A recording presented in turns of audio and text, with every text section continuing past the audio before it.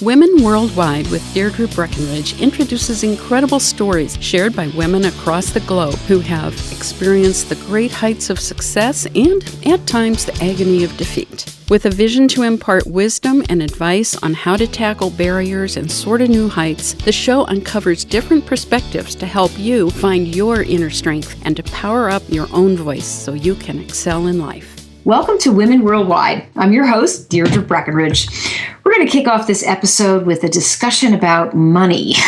That's right, making money and why perhaps you're not making the money you deserve. You know, I've heard so many times the saying, money can't buy you happiness. Well, my special guest today thinks otherwise. As a matter of fact, her new book, Money Can Buy You Happiness, gives you permission to be happy and rich at the same time. Joining me today is Dr. Ann Tublin, who is an internationally recognized relationship and communication expert. As a female entrepreneur, corporate consultant, and a licensed therapist, Dr. Ann has helped hundreds of corporate and entrepreneurial businesswomen learn how to create it all. A highly successful, thriving business without having to sacrifice happiness in their marriage and family life. Dr. Ann, it's great to have you on the show today. Welcome. Thank you so much, Deirdre, and I am so thrilled to be here, and I'm so looking forward to this interview today. Well, we're thrilled to have you. You know, right away, as soon as the topic of money comes up, I find that some people have a hard time discussing it. So maybe you can shed some light on what really shapes our behavior around money? Okay, well, if I may, let me just back up a little bit before I answer your question. So when you said that people have a hard time discussing money, let me clarify that. I think men do not have a hard time discussing money, and I think women do. And let me explain that further. And feel free to interrupt me if you disagree. Men, everybody knows that every man in a room is working for the money. There's never a doubt that men are working for money.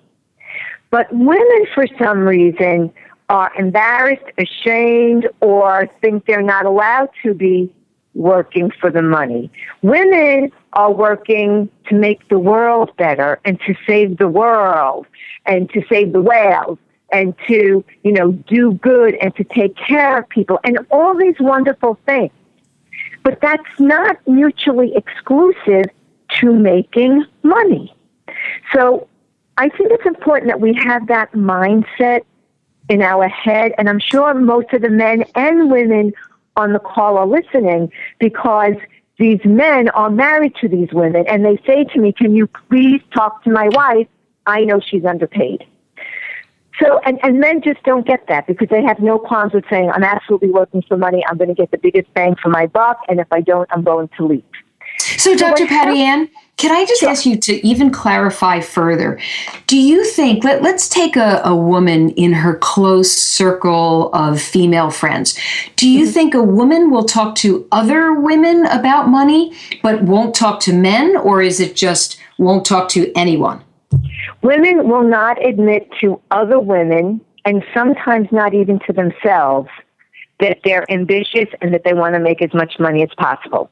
Like, if you think about the last cocktail party you were at, it was very rare where you would see a woman standing there telling you, let me tell you about this deal I closed, and I got a 10% commission, and I can't wait to get the next deal because I'm going to make so much money. Now, not in an obnoxious way, right, but in a very business-like manner, right? The women, so they don't talk to women about it because they're afraid of what the other women might think.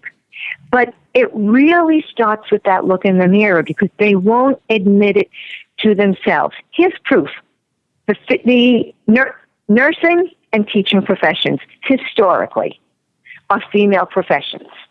But if you look at the people that make the most money in those professions, which are the supervisors and the principals and the superintendents, there is an inordinate number of men that are in those roles that make much more money than the teachers. And yet, I don't know the exact statistic, Deirdre, but I would say for every one male, there's 10 female teachers. So why are the men in these positions making the money and not the women, when the odds would suggest that it would be the women. Right. It's same is true for the nursing profession. I think even social work profession.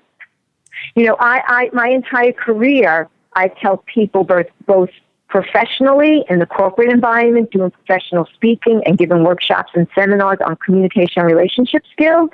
And I also help individuals and couples on their interpersonal issues in many different ways. And I spent my entire career helping people, but I don't sell myself short in how I get compensated for that, nor will I apologize. So how do you, I mean, you definitely have to take a look in the mirror. And when you do that, you would probably have to start way back. I would think, I mean, I know for myself, for anyone, when you look at your childhood and how you grew up and what money sort of, how it was introduced to you, does that shape Absolutely. behavior? It actually is the answer to the question that you started with, Deirdre, which is, okay, so how do we, how does our attitude towards money develop? And like everything else, as you said, it starts from our childhood. And it starts from within our home and within our society and our culture. For example, let's say you're in a family where there's a boy and a girl, right? The boy is raised, get a job and make good money. The girl is raised to get a job where you can have a family and maybe, be a good second income. And then we get that message in school. And then we get that message in society. Like if you think about the ads that are on TV or on your mobile phone, you have the man smoking a cigar, having a scotch. And it signifies success and wealth. There's no comparable image like that for women. So women are taught that it's not part of the fabric of who they are to want to be ambitious and make money. And then what happens is, couple that with, for men and women, we see how what our parents' attitude is towards money. So if you have a woman who goes grocery shopping, I'm sorry if I'm blowing up people's spots, if the guys here are listening, and they really spend $100 on groceries and they're paying cash, but they tell their spouse they're spending $110, and they take that $10 and they siphon it off. There's something really not right about that your attitude towards money is you can't be honest about what you're spending. And the fact that you feel the need to have to really pilfer $10 every time you go to the store, or, it's like with shoes, right? Women are like, can I give you half in cash? And then can I give you half on my credit card so my husband won't know? Right? Yeah. Right? That's an unhealthy attitude towards money. So we have to acknowledge that money does in fact make the world go round. Now, the title to my book, Money Can Buy You Happiness, and the subtitle is Secrets Women Need to Know to Get Paid What They're Worth, is that men learn by virtue of who they share their time with, right, how to negotiate. You don't learn this in graduate school.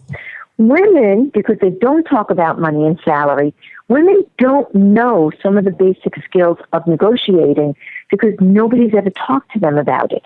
And that's what my book was about. Now, when I say money can buy you happiness, the people that say it can't are the people that have it.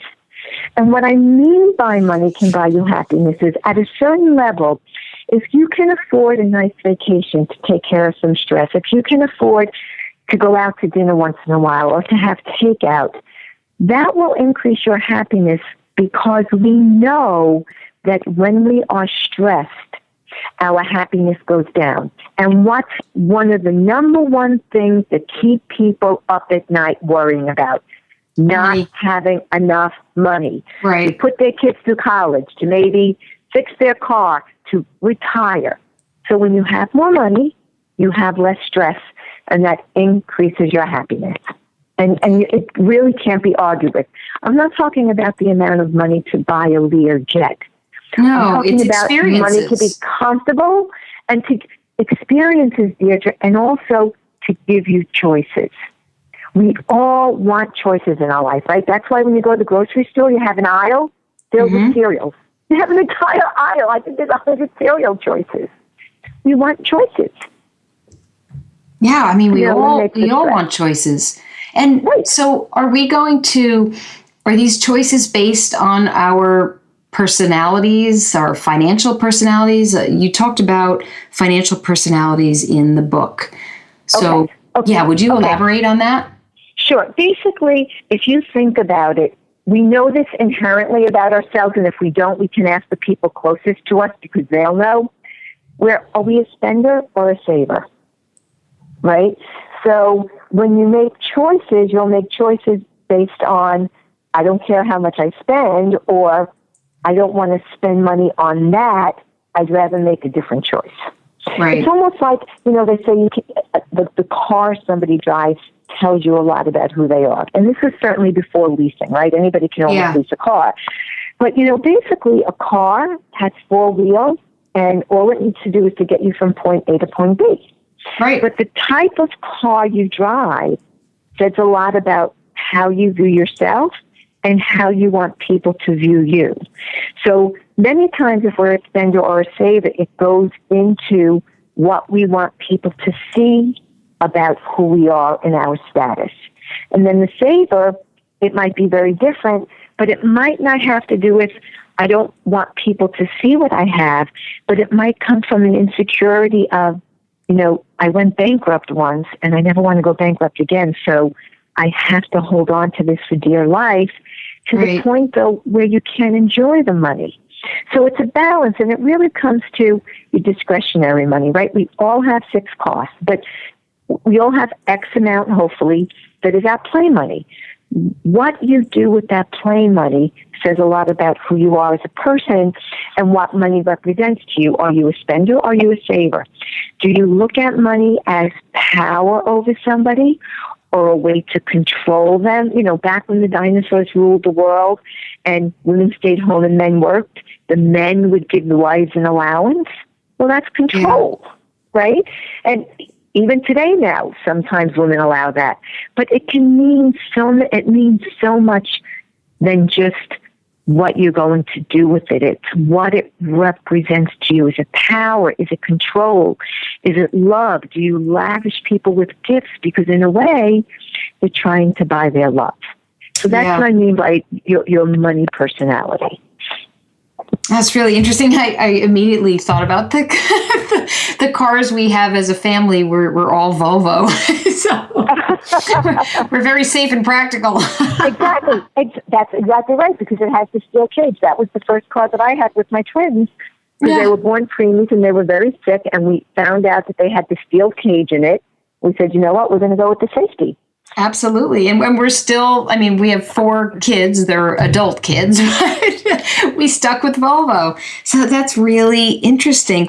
So before, you mentioned the reasons, we never learned how to negotiate. So maybe you could talk about some of the strategies or the tools to help women to negotiate if they never learned it. Sure. Well, just for the listeners to know, chapter 4 in my book, I have a complete system, and all you have to do is follow the system. And the money can buy you happiness, secrets women need to know to get paid what they worth. Chapter 4 gives you the entire system. But let me tell you what most women don't know. Most women don't know that every single job on the planet, and the same is true for services if you're an entrepreneur, has a salary range attached to it. Every single one. And the salary range is predicated upon 3 variables. Your job description, what it is that you do, the geographical location of where you work, where you do it, and the industry that you do it in. So if you work, say, in public relations, let's say you work in digital marketing, right? Mm-hmm. But you have to be a little bit more specific. So let's say you're a digital marketing director and you work in New York City for the public relations industry. You put that information into Google, you do some research, and out will come a salary range associated with your salary. And that's when most women are like, holy moly, I knew I was underpaid, but not that much. Now, let's change one variable. Let's say you're still a digital marketing manager, but now You don't work in New York City. You love country music. So you're working in Nashville, Tennessee. But you're still in the public relations industry. You can see how by changing that one variable, your salary range will be different. So the first thing is for your negotiating strategy is you have to know within reason what the salary range is that you should be negotiating for. And that's the very first thing you need to do, because you cannot have enough knowledge about what your job is worth before you go into the negotiating salary, into the negotiating meeting. It makes no sense if, if the range is, let's say, 80 to 100,000, and right. you're going to go in and think you're going to get 135,000. That's not, your knowledge is power. You would have to work within that range, correct?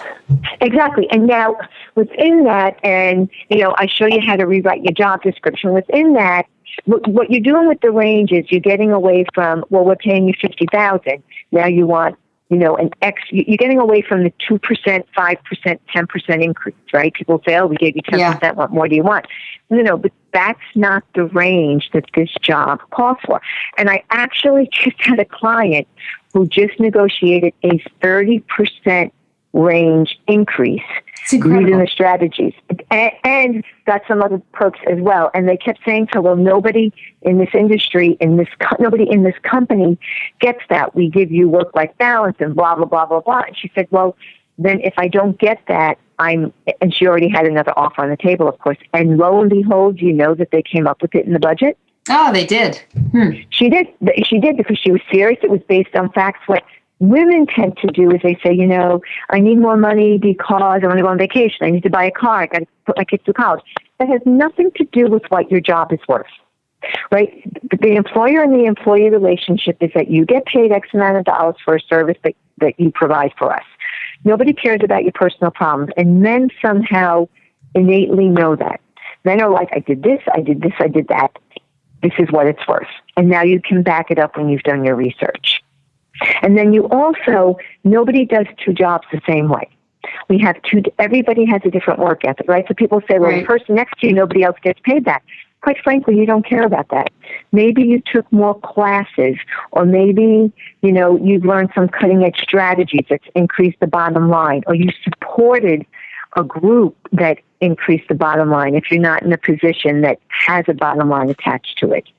And like I said, I walk you through it in chapter 4 in the book, and it works. And I'm shocked that women don't know some of this, but the men do, and men just assume that you know it. And Deirdre, I've actually had CEOs and COOs tell me, never outside, never in public, that they pay the women executives less. You know why? Because they know they can. It's business. And they look at it as if the woman doesn't have the chutzpah to come up and ask for it, then why should we give it to her? Now, we could argue about that from now till tomorrow, but I get it. Right. I get it. I had a mentor a long time ago who said, you know what, if you don't ask, shame on you. Right. If you've got the information and you know that you should be doing something, or maybe it is that promotion or whatever it is, if you don't ask, then that's on you. So that kind of speaks to what you said. And when you do get the no, and I tell you how to do this in the book, if you do get a no, and it's really no, and you've tried everything, you don't leave that meeting. You say, okay, what do I need to do? Give me specific objectives that I need to meet so that I can get an increase in the future. And then now you're arming yourself with what they're telling you need to do, the targets to hit for the next time. And then if you go back and then they don't give you the raise that they said they would, right? Right. Then, at some point it's time to look for another job, because if you stay in a place where you allow them to underpay you, you're not going to get any more than you think you deserve. Right. You've set your own precedent in a sense. Exactly. With your attitude and, you just move that forward. Think about people, like there's some people that won't give you the time of day, so you don't ask them. But then there's other people that are generous, so you go to them. So employees know the employers know what employees they can take advantage of. Wow, this is really good information. Thank you, Dr. Patty Ann.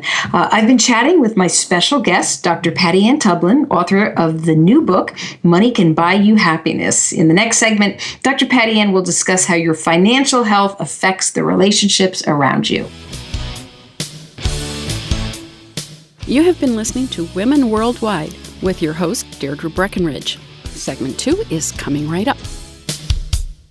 Creating brand loyalty requires a unique blend of strategic communications and innovative technology. Pure Performance Communications works with businesses to move their audiences from interest to action, giving you a roadmap that fosters deeper engagement and forges stronger relationships along the way. Visit us at pureperformancecom.com. Thank you. Now, back to Women Worldwide with your host, Deirdre Breckenridge. I'm Deirdre Breckenridge. Welcome back to the show where Dr. Patty Ann Tublin and I were just discussing money and what shapes your behavior around money and different financial personalities. So this topic is absolutely fascinating. There's probably so much that women could do to learn more about their personalities and understand how they could negotiate, as you were saying, Dr. Patty Ann. But one thing that you said earlier was about relationships and kind of what keeps you up at night. It's money. So maybe you could just get into how does your financial health affect the relationships around you? Okay, it's funny. I'm breathing saying, actually, we don't have enough time because it's really how doesn't it impact our relationships, Yeah. right? So, Good point. Years ago, I think my mom said, love is great, but watch that love fly right out the window when the money gets tight. Yeah. Right? And I think if we're honest, we can all admit that, which is not to say that we enter into relationships for financial gain. Look, I'm a relationship expert. I work with a lot of couples. I myself am married for over 32 years to my husband. I love love. I love marriage. I love all that stuff. But we're unrealistic to think that money doesn't impact our relationship. It's just unrealistic. And unfortunately, women have fallen for that. Mr. Clean on a white Charger is going to come hook, line, and sinker and rescue you. So what's important is that it's not that your relationships are predicated upon money, but it's important to know that when you enter a relationship with a significant other, I assume you're asking me, is that right, Deirdre? Yeah. Yeah. That you're clear on what type of lifestyle you would like to have, right? Not that it's necessary. And if there's one thing, the only thing that's constant in life, it's definitely change. Right. But, maybe it's important for you to be able, let's say, to send your kids to private school. That's very expensive, no matter what level of private school you go to. That requires money. So are you, as a couple, willing to maybe sacrifice a vacation every year? Maybe take a vacation every other year so that you have the money to send your kid to private school. Or maybe it's important for you to go skiing and to join a golf club. Or, maybe you want to be upper class, upper middle class. You and your partner need to have an honest conversation about that. And then, as your life unfolds together, if it starts to not come to fruition, say all of a sudden your partner wants to start their own business and become an entrepreneur. And now their six-figure income goes down to zero. And now there's a time frame that you need to have where maybe you're sucking a little wind, shall we say, politically correctly. You need to have a conversation. You need to communicate. Money doesn't just come and go magically. How are you going to weather the storm of tough times? Look, I don't think this economy is doing so great. And I don't really know too many people that are and I see very successful people, but I don't really see or know too many people that are making the type of money there were years ago. So how do you accommodate for that in your relationship, right? So it's important, of course, love is at the center of your relationship, but don't ignore the financial reality of paying your bills. Because when couples do that, it's like taking dust and brushing it under a rug. It's only a matter of time before somebody comes and steps on that rug, and now you're covered like Linus and Snoopy, all covered with dust. And you're like, where'd that true. come from? You know, it is. And then your relationship goes to hell in a handbasket really fast. That's right. And I do think that communication around many different topics in your marriage is so important. But I do remember having, a conversation, feeling like my husband, we were both on the same page, knowing that we were going to have 4 kids going through college at the same time. Granted, Right. they'd be finishing and we have 4. So, one finished, then there were 3, then another finished, now there's 2. But we knew together, and this was stated, we were not, we were going to cut back in certain ways. Maybe we weren't going to buy that vacation home in Rhode Island, whatever. It was a conversation. So I really can relate to what you're saying here. And it's important not just to think someone's on your page. Right, and if you're me, you had twins that were your first. And then you had your third son, so you had 3 kids 2 and under. So It's not so much that people don't have money. Lots of times the real conversation is how you prioritize what you want to spend your money on. But in some cases, you really don't have the money. So then you have to figure out, all right, what are you going to do? How are you going to make it work? Because in the final analysis, it is still more important to be in a loving relationship that can weather the storm with or without money. I just don't want people to decide, to be blindsided with being like, I never realized that this stuff is expensive or that it costs this much money. And that, in fairness to everybody, nobody teaches us any of this stuff. You can have an MBA from Stanford or Harvard. Yeah. And I work with some really smart female executives. They might even be CPAs. They might even be a partner at KPMG.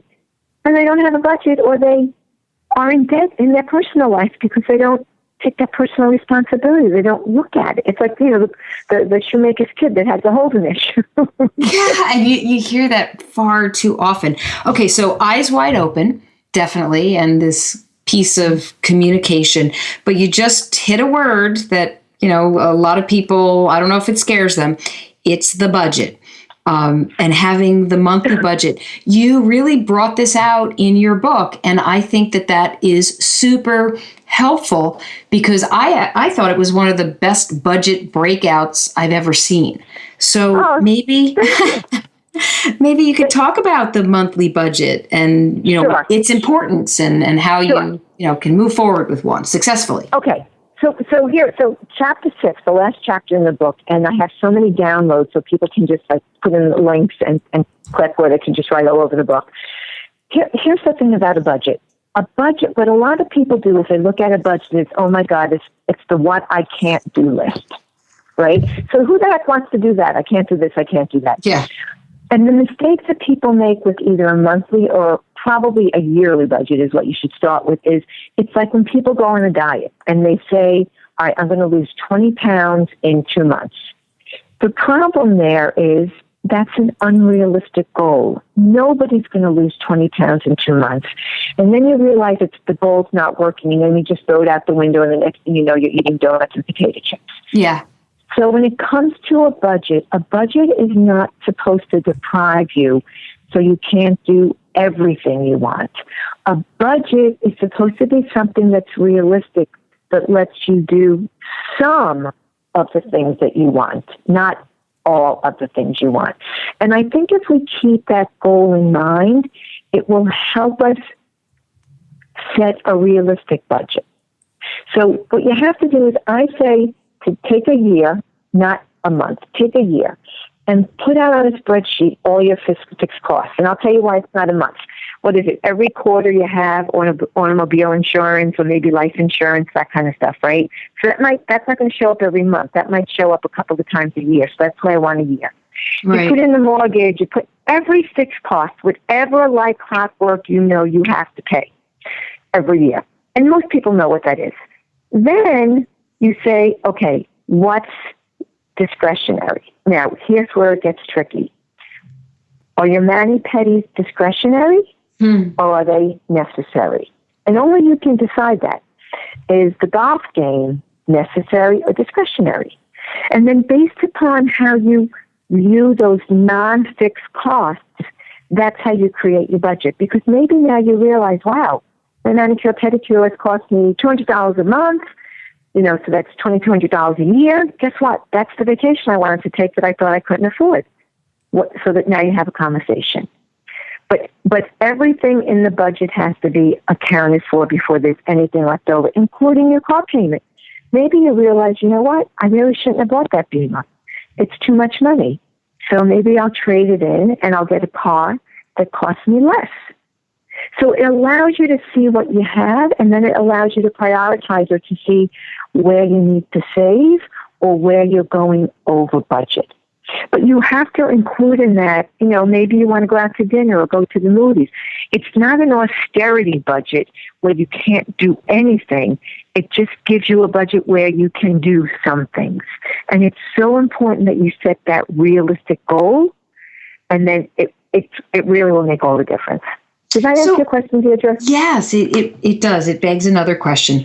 So what happens if, you, by choice, have your significant other working on the bills? Although you are looking at the bills, talking about the bills, but he is the one who's paying the bills. Should you be working on the budget together? I would think that you would have to if he's got a portion of payment. Is this a good exercise for couples to go through, or is it more, listen, you keep paying, I'm going to come up with the budget, and what's the give and take there? Okay, that's a great question. Okay, first of all, I don't know, I have to be incredibly clear. Regardless of which part of the relationship, the man or the woman, is doing the budget, right? Let's say there's a division of labor. One's better at numbers than somebody else, they do that. Someone's better with food, they do grocery shopping, right? You only know it's the newlyweds when it's the husband and wife both in the grocery store together, right? You give them 6 months, they'll divide and conquer. My husband and I still go to the grocery store together, and we're 8 years. Yeah, there you go. Well, anyway, you know what I'm saying. Yeah, yes. You know what I'm saying. But so if one spouse is doing the numbers, this is very important. I don't care if it's a man or the woman. The bills do not go to the office. The statements do not go to the office. Both parties must have access to the financial information that's running this family. So it can go home or it can go to both offices, but not one person should have exclusive access to your financial information, because think about it, you are setting yourself up right for one job loss, one 24-year-old little sweet thing, secretary, right away from being in a homeless shelter. And I've seen it, and it's really not funny. So I had a client, the spouse had a gambling debt, a gambling issue. They didn't know. I had another client, the spouse canceled the life insurance, and then the partner dropped dead. Oh my gosh. So this is real life stuff. I've been doing this work for 30 years. I'm not just pulling this stuff out of a hat. I couldn't make this stuff up. So you make sure both people have access to the information. And let's say that your one spouse adds, honest as can be, no problem. And maybe you rarely look at it, but you should look at it once in a while. But the key is, it's like, with your phone, if your spouse won't let you see their phone, you can't help but wonder why. Yeah. The same is true with the numbers. Not that you're going to butt in and fake an expertise that you don't know about, but you might want to understand, what does this, and don't forget, we file joint tax returns too, right? Exactly, yeah. So, there's also the fraud thing going on there. So you want to make sure that you're not liable. And again, this is just the worst case scenario, but you need to know where your money is going and how it's being allocated. Not to be a control freak, but to just be safe and secure. What if, God forbid, your partner has a stroke or gets hit by a car and you don't have any of this information? Today, with regulations and compliance, oh my Lord, I can't imagine what it would be like trying to get access to this information and trying to get the accountants or the attorneys to talk to you. Right. And no one should feel threatened by this. When you're in a relationship, you share everything. And that goes right down to the money and where the money is going. Well, you share most things. I wouldn't say everything. You share. You share a lot. No, seriously. Yeah, you share a lot, but the relationship has to be based on trust. And if you're not honest with your finances, that's a huge red flag. And I actually work with financial advisors, and I tell them how to make sure they have their female clients in the loop, even when the husbands say, "Oh, don't worry about it, I take care of it." Because what happens is 90% wealth gets transferred out when something happens to the male. Wow. Because they haven't developed their relationship. And it usually goes to like a brother or brother-in-law, a best friend's husband, who may or may not know what they're doing. And that's how you hear people getting taken advantage of too. Exactly. Well, you have certainly shared some really good advice. I hope everybody picks up your book. Last question, super easy. Where can my listeners find out more about you and your book, Money Can Buy You Happiness? Great. Well, you can go. I have a thank you for everybody taking the time to be on the call. You can go to drpattyann.com/thank you. And you can get my book, Money Can Buy You Happiness, Secrets Women Need to Know to Get Paid What They're Worth. You can go to my website, Dr. Patty Ann, and get it, or it's on Amazon, Kindle, softcover, hardcover. And I do a lot of professional speaking and workshops and seminars on not only money, but also communication and what we call now soft skills.